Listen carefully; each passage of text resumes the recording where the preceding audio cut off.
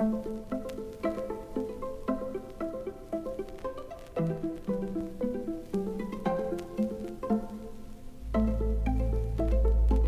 had just made it through a successful December, but had nothing on the books for the upcoming months.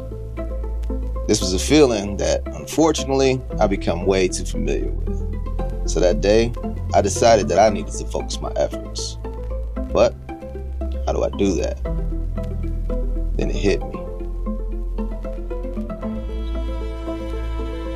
I needed something. I needed a funnel, something to shape what my year would look like. It could be a term, a phrase, a word. Selfish. That was the word that I used to shape my last year. Every action that I performed, I would find some selfish reason to do it. I heard a quote one day where someone said, in order for me to be the best for you, I have to be my best self first. So I took that to heart. I needed to be selfish.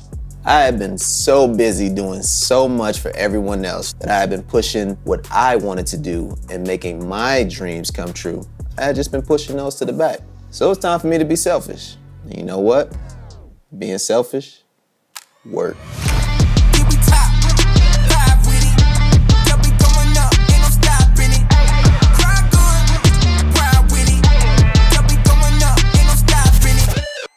Why would someone want to do a word for the year? Why would you want to run everything that you do by this word? Simply put, it's like a compass, and this compass is going to guide your actions. So anytime you feel like you should or shouldn't do something, you're going to run it through that word. For this year, the word I'll be using to shape my actions and everything I do is proactivity. So why proactivity? Why did I choose that word? I love sports, and I am definitely a competitor. And in sports, you're always trying to get a leg up on the competition. So what do you have to do? You have to try and be proactive. You don't want to be reactive. You always want to be figuring out what to do next to keep them on their toes, make them be reactive. Because if you can make your opponent reactive, then guess what? You probably know how they're going to react. That's why I'm using proactivity as my word of the year. A couple of my goals for the year are 1, complete a feature film, and 2, make progress towards joining the DGA. And let's face it, these things are not just gonna fall in my lap. You have to be proactive. So how can you apply proactivity to your business or your filmmaking career? For me, I like to reverse engineer from what my goal is. So let's say my goal is to make a feature film. Let's reverse engineer that. To make a feature film, I need to figure out how I'm gonna pay for it. I need funding. How do I get funding? I should contact potential investors. What will the investors want to see?